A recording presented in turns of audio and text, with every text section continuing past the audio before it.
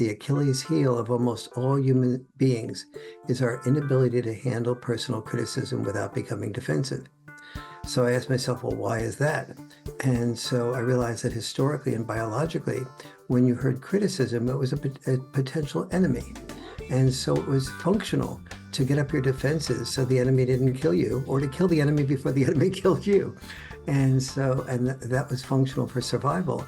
It was just dysfunctional for love. This is episode number 623 with Warren Farrell. We're going to be talking about how to maintain passion in a long-term relationship, something that so many people struggle with. Hi, everybody. I'm Sandy Weiner. Welcome back to Last First Date Radio, where we believe it is never too late to go on your last first date. And I have written 2 books to support you. The first one is Becoming a Woman of Value, How to Thrive in Life and Love. And this is a guidebook to going from surviving to thriving. It's filled with exercises and tips and stories. The second book is called Choice Points in Dating. And this book is a guidebook for dating, especially after 40, from how to think about dating to how to create your must-have list to how to know when to stay or go and how to go on your last first date. And both are available for Kindle or paperback on Amazon, and Choice Points is now available as an audiobook. This week's tip on becoming a woman of value is step number 30, which is if you want something, ask for it. How many times have you wanted something but you've been afraid to ask? And how many times have you asked and you actually received what you wanted? And we don't get anything if we don't ask. And so it takes courage, but my challenge to you is to ask for whatever it is that you want. You might be surprised that you receive it. Before I bring my guest on today, I want to invite you to join my Facebook group. It's called Your Last First Date. This is a group for women over 40 who want to have a positive place of support, not a place to just come and complain all the time and then have everybody support you, labeling people or whatever it is, but to actually help you go on your last first date. So if you're not yet a member, join us at Your Last First Date. And now for my guest, Dr. Warren Farrell. He has coached couples and psychologists worldwide in couples communication for the past 30 years. His popular course is Rollmate to Soulmate, the Art and Discipline of Love. We're going to be talking about that today. He has been chosen by the Financial Times of London as one of the world's top 100 thought leaders. His books are published in 19 languages, and they include the New York Times bestseller, Why Men Are the Way They Are, the international bestseller, The Myth of Male Power, and 2018's The Boy Crisis. His previous book on couples communication, Women Can't Hear What Men Don't Say, was a selection of the Book of the Month Club. Welcome to the show, Warren. Thank you. I'm looking forward to participating in your show that you've been so successful with for so many years, and congratulations. Well, thank you. And I love all the work that you do. And tell our audience a little bit about why you focus on helping couples with communication. Well, as an example, the Boy Crisis book, which was the last book I wrote, one of the things I discovered is that the boy crisis resides to a large degree where dads do not reside. And so I'm asking myself the question, well, why don't dads reside there with their family? And oftentimes it's a result of divorce. So I asked myself the question, well, why are couples divorcing? And I see that the Achilles heel of almost all human beings is our inability to handle personal criticism without becoming defensive. So I asked myself, well, why is that? And so I realized that historically and biologically, when you heard criticism, it was a potential enemy. And so it was functional to get up your defenses so the enemy didn't kill you, or to kill the enemy before the enemy killed you. And so, that was functional for survival. It was just dysfunctional for love. And so, so here I'm dealing with an issue that is fundamentally dysfunctional, but then I look at things like active listening. Everybody says, well, you should communicate, and active listening was the most advanced form of communication. But it turned out that active listening was literally almost never used without the facilitation of a therapist. Many people can't afford therapists, and many people would be better off, doing, it would be wonderful to be able to do it just with your partner without having to go to a therapist and spend that money and resources and time. And so I said, is there, any way of being able to get somebody to listen to their partner without becoming defensive? And so I started to experiment with that over the years. And I was the first thing that I was talking about was the importance of the wisdom in the workshop of not being defensive in response to your partner's criticism, and everybody agreed with me. And most people said that that they in fact were defensive. So that thank you, Dr. Farrell, for making get this advice. Then they'd go home, and when a criticism appears, the wisdom disappears. So I'm saying, all right, this has to be more fundamentally practiced. You have to begin to change your brain around that. But then how do you do that? And so I started to work on what needed to be done before you handled criticism. But in the active listening mode, the person who wanted to be listened to shared his or her complaint with their partner. But that meant that the partner was experiencing oftentimes an internal defensiveness, even though they had to keep their mouth shut and be able to repeat back to their partner what they heard. So this was great for the person having the complaint. It was terrible for the person receiving the complaint, because not only did they have to keep their mouth shut and their defenses internalized and bottled up, but they then had to repeat the criticism to their partner, which is why nobody wanted to do it until they got to a therapist. So I said, I've got to find a way around this, or, can I find a way around this? And so I realized that the first thing that we needed to do was to set aside what I called a caring and sharing time each week, and before somebody hears their partner's criticism. And so when I did that, I realized that it's really important for people, if they have a caring and sharing time, to not just be fearing all week they were going to be hearing a criticism, but to anticipate also hearing two appreciations before and two appreciations after the criticism. So the criticism or the sharing of the partner's concern was only in the middle.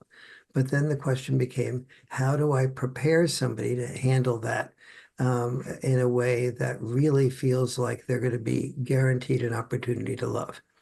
And so I started developing 6 mindsets. And so one mindset, for example, is called the love guarantee. And the love guarantee was before the person, you heard your partner's concern, you'd say to yourself, you'd say out loud so your partner can hear you, prepare to be safe. You say out loud, I'm going to share the love guarantee. If I provide a safe environment for your feelings and your story, even if I think it's exaggerated, or even if you have a loud tone of voice or you're sarcastic, no matter how you are, if I provide a safe environment for that expression of your feelings and your story, that you'll feel more secure with me. Therefore, you'll feel more loved by me. Therefore, you'll feel more love for me. And they go through 6, and so then they can begin to start associating their partner's sharing of a concern with a guarantee of increased love and intimacy. And so that allows them to relax their nervous system and really hear their partner. Then from there, we do an active listening. So that's the crucial contribution. That's the workaround to the biological natural propensity to be defensive. And obviously, I said there were 6 mindsets. So this is just one example of the 6 mindsets. And the 6 mindsets together we're creating a really wonderful experience of people saying, I know I've told you this 100 times before, but this is the first time I've ever really felt heard. I really felt you just taking in my story. And of course, then the person who's listening has a chance to respond, and then the whole situation is reversed. Then the next big issue was, well, what to do? This is 2 hours of the week, the caring and sharing time. And how do I set up and sustain a conflict-free zone for the other 166 hours of the week? And so that's just a few of the contributions that I felt were working. And I said I felt they were working because after every workshop, about 2 months later, I schedule a free group follow-up call. And every person on the who attends the call, which is usually most of the couples in the workshop, tell me what went well and what didn't, what are their stumbling blocks. And so I kept the hearing, well, this mindset really worked for me. But this mindset, I could have taken it or leave it. So I kept improving the mindsets over a 30-year period until almost every couple had one or two mindsets that really just relaxed them and allowed them to be receptive to their partner's perspectives. Hmm. Well, that was a lot to take in, so I just want to reflect for a minute here. It is really hard for us to accept criticism. And I'm a member of Toastmasters where we give feedback, and it's a beautiful practice to give an evaluation when somebody speaks, because you're listening for what goes well and you're listening for areas of improvement. And the way that you say it, because a lot of people who are new evaluators will get up and just say the good things because they're afraid to hurt somebody's feelings. And you don't learn if you're just being given the good stuff. You need both. And you don't have an honest relationship with somebody if you're just avoiding these hard conversations. And Absolutely. so I love that you really are taking apart this whole area of concern, that if you're giving feedback and somebody hears it as an attack, rather than I'm saying it to you because I care about you and I love you, and this is a safe space. And, when I studied nonviolent communication, a lot of it was about stating your intention up front. Mhm. I'm having this conversation for this reason, not because I'm here to attack you, but because I want to repair the relationship. I want to grow together. So I think this is such an important thing, that we can set the scene for feedback in a way that feels less scary, less like an attack, but more of an act of love. Yes, absolutely. And this, I really want to stress, needs to be like, if people learn this in the workshop, or they learn this from reading the Role Mate to Soulmate book, and then I have an online video course that they can, use with the book. And they go through the course, and at the end of the course, they feel, wow, this is just, fantastic. I've never felt more heard, but that's the good news. The bad news is, sorry, but if you don't practice this again and again and again, you're not going to change the neurons in your brain to be able to take this in easily. It's like going to the gym and getting a really good coach and having a wonderful workout and saying, man, this is just great, but never doing the workout again. This is something that has to be practiced, because there's, and if you're defensive in response to criticism, do not blame yourself. Blame millions and maybe billions of years of evolution. And this was survival stuff first. And even for thousands of years, marriages were about survival. Women married their source of income. Men married somebody that would take care of the home and the children, and you produce more children and so on. And now we have expectations of not just being role mates, but being soulmates. Yeah, And that's those it. and those higher expectations can destroy a marriage, because you're not appreciating what you have that your grandparents didn't have. Yeah. And I've had guests on who say, you're looking for 10 people, not one person. You're trying to have this person who's going to be everything to you. Mm. And that expectation sets you up for failure. But there are certain things that we can negotiate together and have a better relationship. I was just thinking while you were talking before about my daughter, who used to be very, very reactive and always assumed that we were out to get her, that everybody was out to get her. And there are people who walk around like that. And my son had a brilliant way of dealing with it. He would say to her, I'm your friend. I'm your friend. And he just kept repeating that. I'm your friend. I'm saying this as your friend. And she's so much better now. I mean, we both have given her this message over and over. I'm saying this because I love you. I'm saying this because I care about you. But it is so hardwired that the first response is, oh my God, I'm being attacked. Absolutely. And that's such a natural response. And if you have that response, it's only because you're human or an animal or a plant. Even plants, when they're deprived of sun, they have, everything has a survival instinct. And we're no exception. Yeah. So what are some of the other of the six mindsets?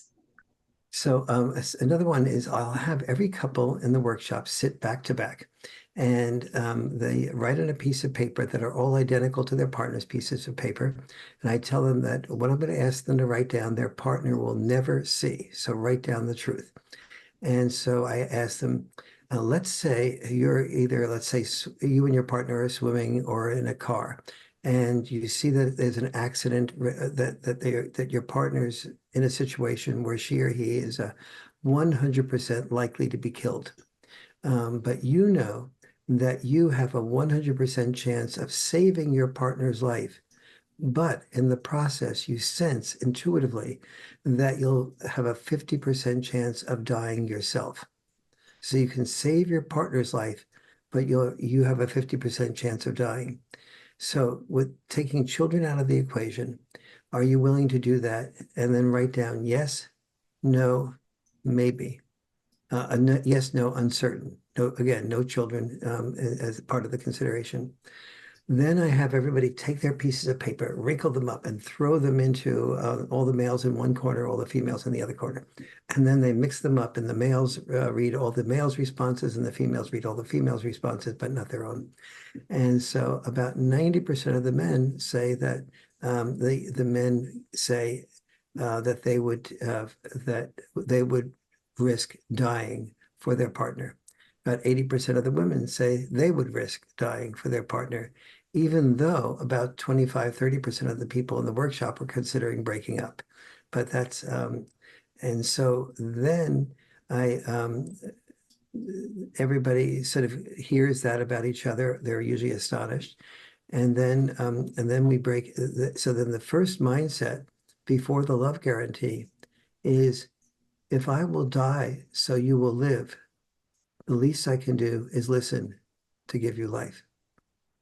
Or if Mm. I'll die for you, the least I can do is listen to you. And it's just like, wow, you know, isn't this amazing? I'm willing to die for this person and I'm not willing to listen to them. It's just sort of like, just puts it in, people just are laughing and just, and they say, so that now before they hear their partner's one criticism a week or one concern, the person giving the criticism usually doesn't think of it as a criticism. They say, this is a concern. This is but the person hearing it usually thinks of it as a criticism. So before they say this, before they experience this quote criticism, they meditate into saying, "Oh, if I can die for you, the least I can do is listen to you."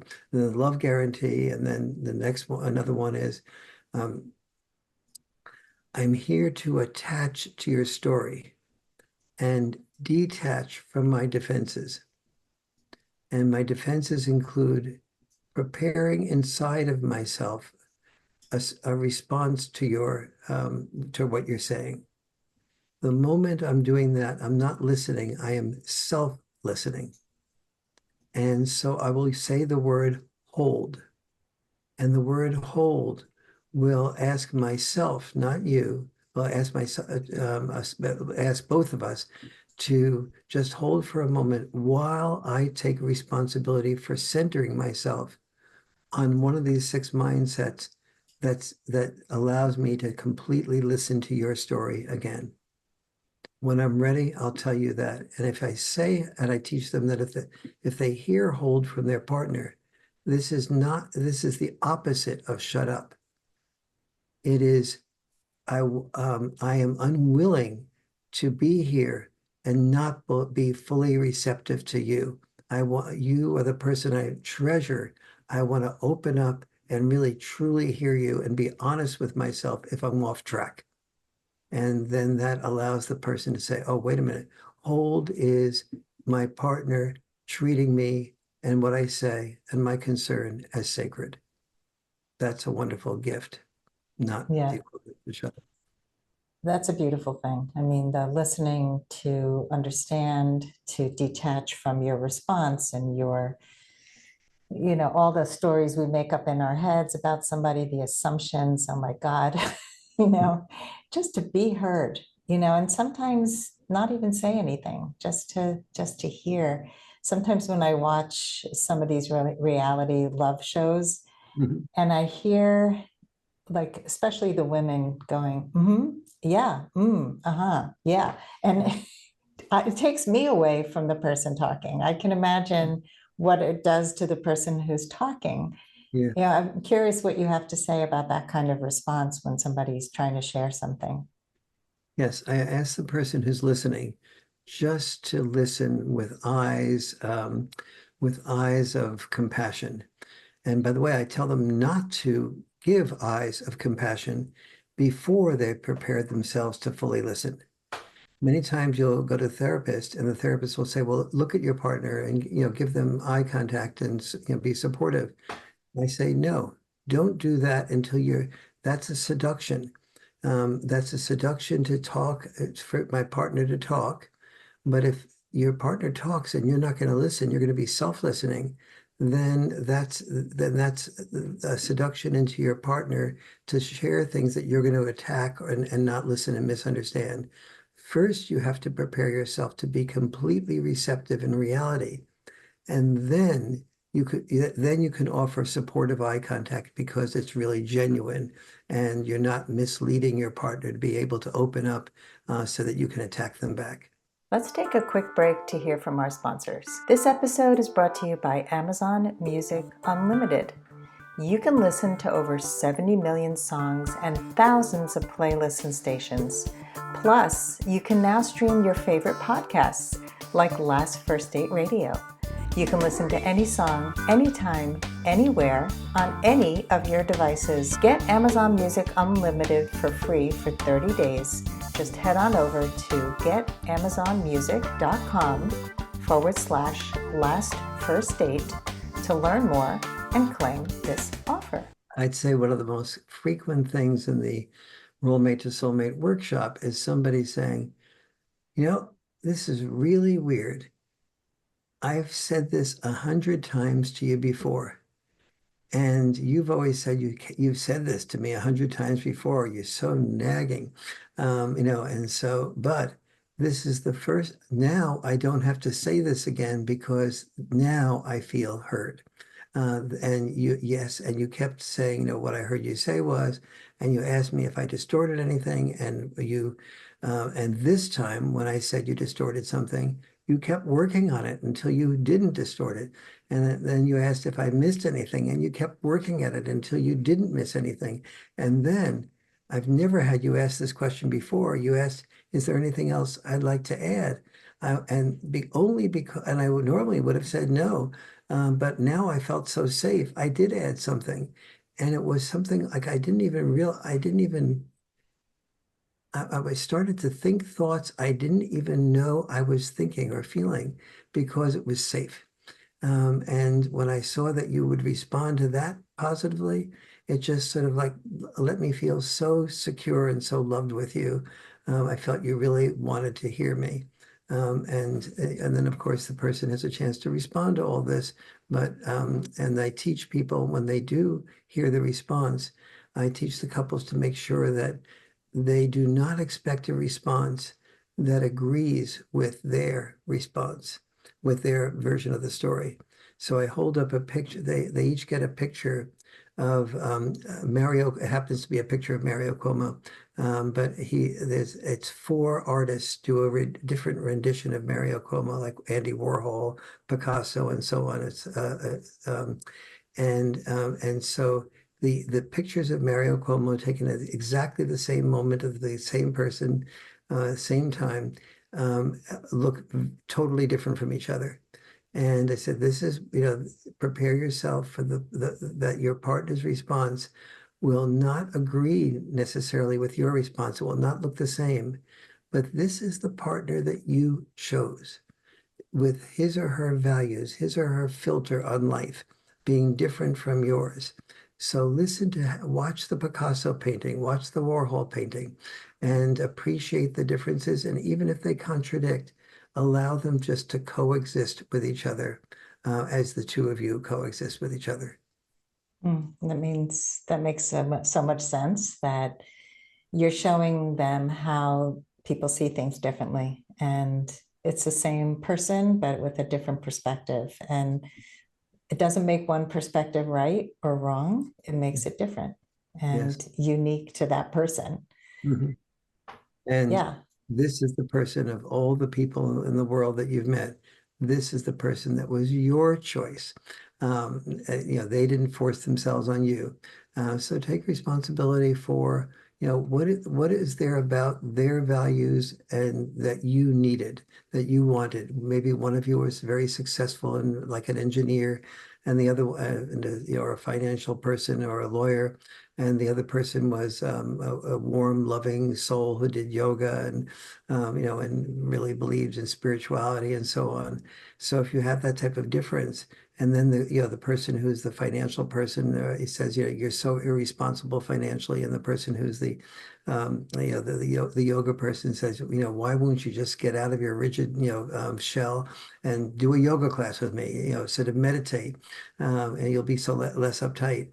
And so you chose a person of this background because you needed that balance in your life in this particular case. And now you're criticizing the very thing you chose. So common, Yes, right? The very thing that we were drawn to is the thing that we fight about. yes, And to really appreciate the balance that that person brought to our life at the beginning yes. and probably still does. Mhm, And to also take responsibility that there's a reason why this is triggering you. mhm, And I was talking to a client this morning who has a worthiness wound from childhood, mhm, and so does her boyfriend. Very mhm. different ways, but they both have similar triggers and similar wounds. And this has been an amazing relationship for both of them, but they really will talk about this stuff and to talk about how they get triggered and what will help and what helps to repair. And they don't leave stones unturned. They Mhm. have these weekly meetings and they're doing so many things right that have helped them grow together. Oh, how wonderful. And this Yeah. is under your guidance, Sandy? Yeah, she had never had a really healthy relationship before, and we defined some of her core values at the beginning, the things that had the patterns that she had repeated, and we talk about every time there's a conflict that arises, we work through together how she's going to talk about it, and now she can do it on her own because she's gotten really good at it. Mhm. But, she said to me in one of our recent sessions that she tends to come off as judgmental when she gives feedback. Mhm. And we talked just today about curiosity and about asking to help her understand what that person meant. Mhm. Because the immediate thing is the story that you're talking about today. It's that I think a lot of people get caught in that trap of, oh, well, you're saying this and that's a contradiction to what you said Yeah. before. So yeah, what the heck? And then they'll say, it sounds like you're a liar, or something that's really hurtful instead of, I'm curious. You said this before, you said this now. Can you tell me what you meant? Yes, absolutely. Well, that's wonderful. It sounds like you do a really good job. And I do find that so many people do not, they're, the power of the criticism or the feeling of being criticized is so great that all the common sense, all the wisdom just goes away the second they experience that this is how deeply it's built into our psyche, and that it's Mhm. so important for your partner, the person expressing their concern, to when they watch their partner meditate into this altered state, it allows them to feel safe and secure that what they say is not going to be subject to this internal self-listening or the attack back to them. And so that allows them to open up and know that in the process of preparing this conflict-free zone for the rest of the week, that they can do the first step I ask people to go through is if they're, I say always that this is not going to be a criticism-free zone. There'll be things that you or your partner will do that somebody will also say, try to make a suggestion to do it differently. And while their at best intent is to create intimacy and to have things work more smoothly, your experience of it is going to be a criticism. So the first step to sustaining a conflict-free zone is to visualize that you can either respond now, and the chances are your partner will respond to you, and this little criticism will escalate into an argument, or you can say to yourself, I'm going to save this response to the caring and sharing time where I'll be guaranteed to be heard first. And there'll be, my perspective will be heard and understood rather than just responded to defensively, and we'll make this a miserable period of time. And so there's a whole series of things that I ask people to do to keep that conflict-free zone conflict-free.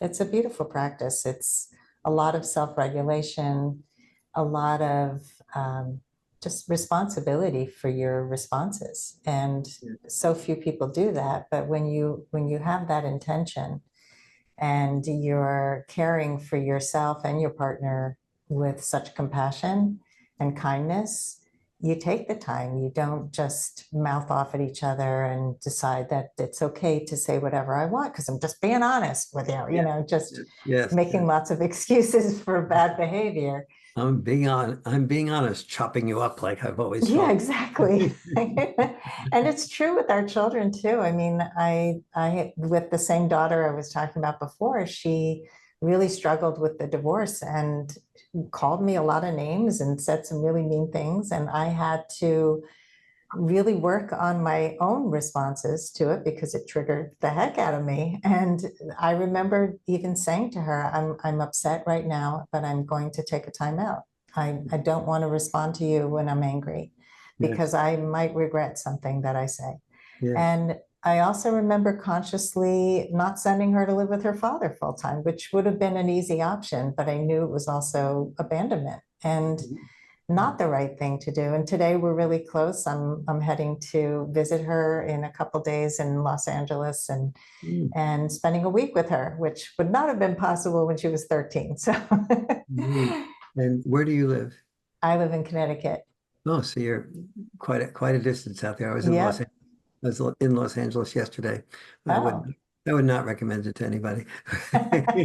I'm not moving there. No, when people tell me they visited California, I say, and they say, I said, where do you go to? And I said, Los Angeles. I said, you haven't visited California. You're right. The values there are very different than most of the rest of coastal California anyway. Yeah, and the national parks and the beauty. There's so much beauty in California, but LA is very materialistic and very much about judging each other's bodies and money and and the traffic is pretty awful. But spending time with my daughter will be nice. So tell us a little bit about what a role mate is. I know we kind of skipped over that part, but what do you mean by role mate?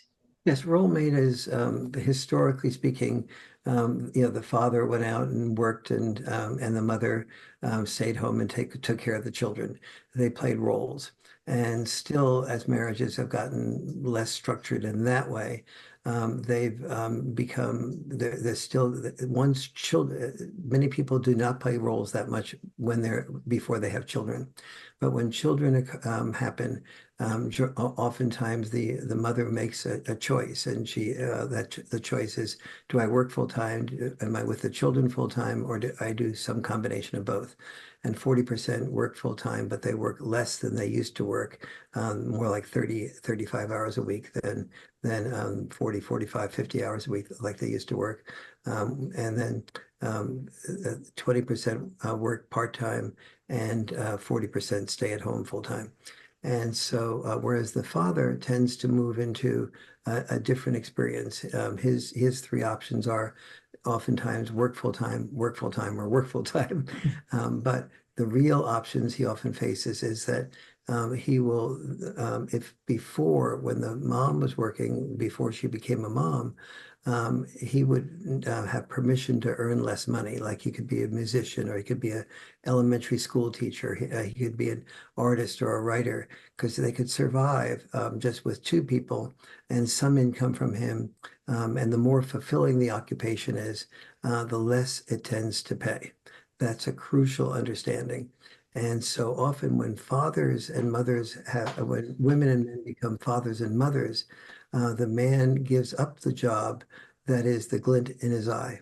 He gives up the job of being that elementary school teacher or that musician, because the gigs aren't enough to be able to support not only now himself, but also the gap between what the mom used to make and she does make now, or she wants to make. And then being able to support a child, and then having all the margins for error. That if you have a child that has significant problems, you'll have significant expenses, and if you're a responsible parent, you have to prepare for that. And instead of living in the country here, we should move to an area that has a good school system, so the children will have better schools and better options. And you're beginning to prepare for your children having options you've never had. And so you start to play more roles, but at the same time you're having children, and you want to really, and it's too exhausting in the raising of children to be able to take the time out to really communicate effectively with each other.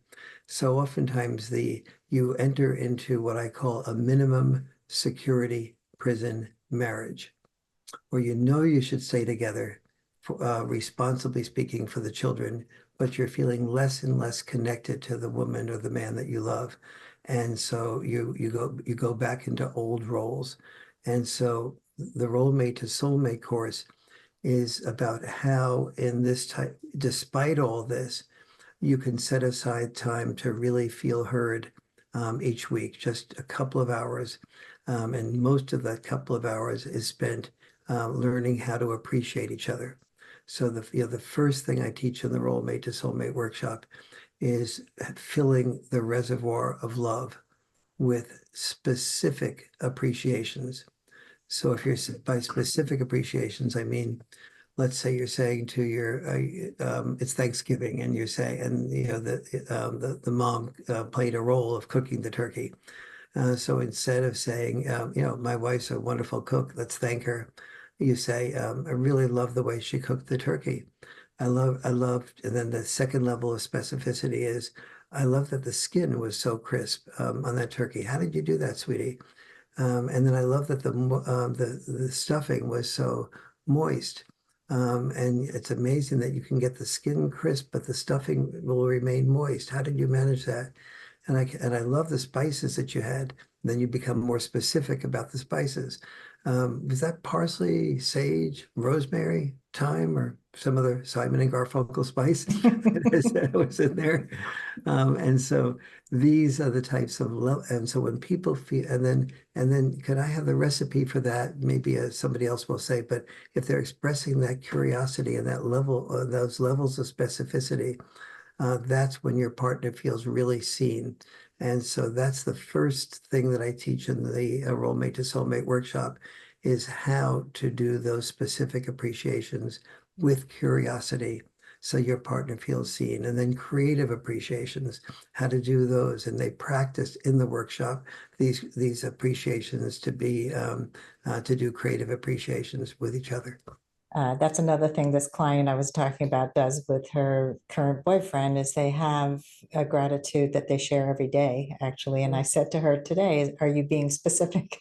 Because it's so easy to say, I appreciate you, but it doesn't feel personal unless you make it personal. But I love the levels that you talk about too, and asking questions, tell me more about this. Yes. Is this, what spice did you use? I'd love to replicate this someday, or whatever it is. And that was an issue in my marriage too, where he would just say, I love you, or you're a good mom. And I would not feel seen at all, because I love you is something we said every day, but tell me something more. Exactly. You're, I love that you're a good mom, then needs to be followed by exactly what makes you come to that conclusion. You know, the way that you put the jacket, the way you checked first the weather before you send Krista to school, and the way you put the jacket on her, and the way you took a time, even though you were busy, you took time, you allowed time for Krista to make her choice about the jacket that she wanted. And then you asked her a few questions so she could sort of see whether that choice was exactly the right choice for her. And so these are the types of things that makes the word "you're a good mother" feel really like, wow, you were watching, you noticed, you saw the subtleties of my decision making, and that really makes me feel seen. Yeah, I love that. Very important. Wanted to talk about a different thing from your book, the Mhm. 4 C's Mhm. that deplete passion and love. Can you tell us what they are? Yes, the number one is feeling criticized. The number two is feeling complaints, and complaints are tricky. I'll come back to that in a moment. The third is feeling controlled, and the fourth is complacency. So the criticism we've gone over quite a bit. The big thing there that I was mentioning before is that um, the the person doing the criticism rarely sees it as a criticism. They see it as saying something that they feel will increase the intimacy and love in the relationship if it's only understood, that will make things better in the partnership, even if it's something as simple as, I love it when you put the dishes in the dishwasher. Rather than leaving them until the end of the day in the sink or on the counter, it just relaxes me more. And so the other person will hear oftentimes, you're criticizing me for not putting the dishes in the dishwasher.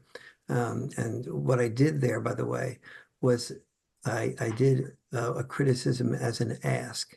Um, can you put the dishes in the dishwasher as opposed to you left the dishes in the sink? The first is a more harsh criticism. The second, at least, is an ask. And if you follow the ask by um, I love the aesthetics of the dishes in the dishwasher, and it relaxes me. Then you're sharing with your partner a feeling, not it's a right or wrong thing to leave the dishes in the sink. You can argue about whether it's right or wrong to leave dishes in the sink. Somebody might say, it's you put the dishes in the sink all day long, and then they go in the wrong place, and you have to redo it. It's a waste of time. So that when you state something is better than something else, you get yourself into an argument. When you say you appreciate the aesthetics of something, or it makes you feel at peace, that is something almost every woman and man wants to do for their partner if the request, especially if the request is relatively simple. The um, the complaints are also misunderstood. Let's say one of the partners makes a recommendation of a movie to see or a restaurant to go to, and then you get into the restaurant and it might even be a restaurant that your partner chose for your birthday, and then you say, "Gee, boy, that guy was very aloof," or "That soup is really cold," or it's kind of noisy in here. Well, from your perspective, you've complained about the restaurant, the food, and the service. From the partner's perspective, you've complained about the decision that they have made, and it feels like a complaint about you.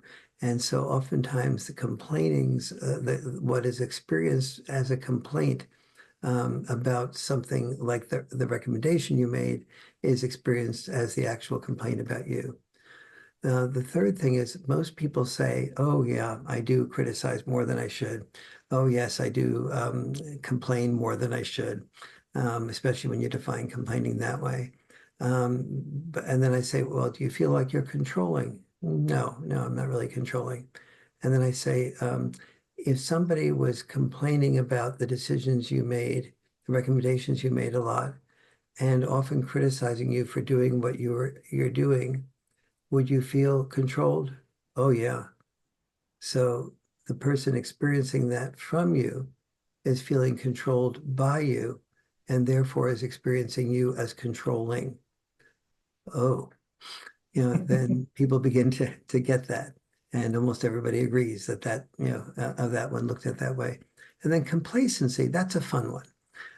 You imagine preparing, you go back to the first date that you had with your partner, and maybe you met them on Match.com or eHarmony or someplace, or just, in some other way.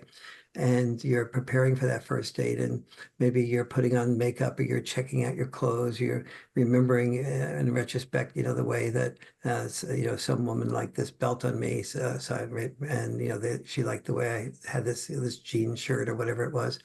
And so you're just sort of like preparing to get yourself ready to look your absolute best for your partner when they first see you. And then when you're eating dinner, you're sort of making sure you don't talk with your mouth full, and that you don't blow on your soup, things like that.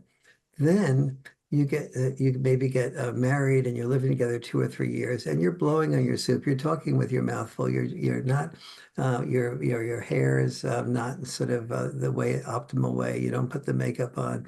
You do. You have an old pair of sweats on that are baggy looking, or you just stay in your pajamas later. And oh, then you realize, oh yeah, it's 5 o'clock, and we have to prepare to go to a party. What do you think would look good for me when somebody else is seeing me? So around you, I don't care. Around somebody else, I'm really what not only care, I care so much, I'm double checking it. And maybe even asking for your opinion is how I will look better to somebody else, even as I've been sloppy with you. And so that complacency by the way, it has a good side. And the good side is you're comfortable, and you're not having to sort of every minute be on edge and be in your sort of super best. So the comfort is part of the good part of it, but oftentimes that comfort um, reigns supreme to your partner feeling special. It kind of reminds me of contempt, because I think sometimes it's not a far jump from complacency to contempt when you've taken each other for granted for a long time, and you just kind of start to get resentful of each other. I don't know why that word came into my mind, but it's another C. And contempt is really like danger, danger, danger in a relationship. It is. I would say that I didn't make contempt a fifth C, because the components, the things that lead to contempt, are oftentimes things like feeling like every move you make is criticized by your partner. So I want people to see the ingredients that sometimes lead to contempt and sometimes don't. Sometimes they just feel like, my partner is so different than I am, or has such different values, and I don't actually have contempt for them, but I just don't feel we're compatible. Yeah. I mean, I've seen in long-term relationships where one partner, let's say, has ADD and the other Mhm. one doesn't. Oh, yes. And that becomes very complicated and Mhm. can be very challenging. And the partner who doesn't feels like you're never listening, you don't hear me. And I remember once witnessing this and saying, that person doesn't hear you at all. Like you're not getting their attention. They cannot hear you. Mhm. It's those little things that instead of taking it personally or making it about what you think it is, Mhm. you try to understand the other person. And I think we don't always understand each other's rule books and how we operate. One of the things I do with my clients is I give them an operating manual that they fill out for themselves so that they Mhm. can communicate, here's how I operate best when they meet somebody new. Mhm. Here are the things that are important to me in these categories of life. Mhm. And how many of us actually have those conversations about, Yes. this is what I need to operate best? And what do you find is your most important insight when you have people fill out the operating manual, or their most important insight as they do that? I think for most of them, it's that they've never communicated, let's say they're introverts, and they never communicated their need for space Mhm. and quiet. And so they would go away with a partner and feel like they're just being choked, like Yeah. I'm spending too much time with you, I'm exhausted. And that can lead to a breakup, and it can lead to fighting in the car, and it can lead to a lot of things. But just to set preemptive boundaries with Mm, people because they've identified these things has been a huge game changer. yes. Just, I know that this is something I need, and I'm going to probably, take some time to read during the day. What do you need? Yes. How about you? What do you see when it comes to people understanding themselves better? Yeah, I think that as I find as people feel very safe to share what's going on with them, they start digging in especially when they're asked, is there anything new that you'd like to add? And Mhm. then so they may be saying that, I like my space. And then as they're asked, is there anything new you'd like to add? They're thinking about oftentimes now that they're feeling safe, well, when do I most need my space? Why do I need that space? Is that something I've always needed? Or is it something that, the taxation of the kids, the taxation of being with you, is being with you something that makes me feel more full and whole and relaxed? Or do I need my space because I need to recover from the tension that is created when we're together? And if so, what exactly creates that tension when we're together? And if your partner feels really understood, let's say you need time to read a paper in the morning and you want to take time out to read the paper, but every time your partner comes near you, they interrupt you and you don't ever feel like you have really just relaxed and read the paper. And so you therefore want your space to do that. So that try to dig into the things that may be that are most prone for you to do. Dig deeper into why that is the case. It may be the case for you with everybody, but even if it is the case for everybody, what is there about everybody's interaction with you that thwarts that makes you need that space? Yeah, it's like peeling an onion. I love the layers that you Yeah, yes, bring because there's always something under the surface. yes. And I think when we start to dig, we can find out truths that we didn't know before. So thank Mm. you for bringing those extra layers. And as we come to an end, I mean, there's so much more here, and I would love to talk to you for 5 more hours, but that's just not a 5 hour podcast. And I would love to know first, before I ask you my final question, is there something that you would like to share that I haven't asked you yet? This is probably a weird thing for an author to say, but the reading the Role Mate to Soulmate book will be informative, but it's very hard to implement. So I've made practically free a 7 hour video that you can participate in as you're reading the book. It's an online video workshop that I've done, so you don't have to pay for the workshop, and the online video itself is very inexpensive. And so when you buy the book, the Role Mate to Soulmate book, I really encourage you to not go out and buy the online workshop first, because the book will be the online workshop will be a lot less expensive if you buy the book and then read the book and do the workshop online together, because it's the interaction with your partner that is a lot easier to do when you can stop the video and do the exercise and then come back and see me work with a couple of couples at the problems that they ran into while that exercise is being done. And so this is not a book or an online video to read once or to watch once. It really needs to be watched and reread maybe once every 6 months, once a year, so that you begin to practice changing your brain. So the response, for example, to criticism becomes something that you don't have that naturally defensive response to. Well, that sounds like a really valuable resource. And I think I always love hearing actual case studies and watching case studies. I think we learn so much by watching other people go through it. it's also one of the reasons I love doing workshops with people and doing group work, because we all learn from each other's experiences. Totally. So yeah, thank you for offering that.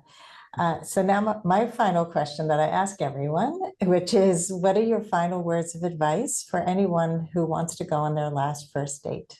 Facilitate, listen, and no matter what your partner's differences are, so let's say one's a conservative and one's a liberal, find what you appreciate about that person. Notice that the fact that they're conservative and you're liberal, or vice versa, that they care, that they're not apathetic. And so you really feel the search for the good in that person on your last first date and every date after that. Mhm. I love it. It's not an end, right? It's a constant. And Yes, yeah. I have another couple that was on last week, which is they met as seniors in their 80s, and they wrote a book about senior dating, and now they're writing a follow-up about senior relationships, because dating is just the first part. It's sustaining the long-term relationship that becomes a challenge for most of us. And Yeah. you've given so much wonderful advice and practice. It's really a practice, because most of us don't have this training. We have no idea why we even have these reactions. And you've really broken it down in such a beautiful way. So thank you for that. Thank you. You're just such a thoughtful, caring question asker, and you listen so beautifully and softly. It really creates a wonderful space. Thank Well, you. thank you. That means a lot coming from you. Mm. Thanks everybody for listening. And if you love our show, please give us a high rating and review on Apple Podcasts. And as always, here's to your last first date. If you are ready to get unstuck, gain new tools, become more empowered, and finally find your last first date, I'd love to talk to you. Fill out an application to be considered for a complimentary half-hour love breakthrough session at lastfirstdate.com/application.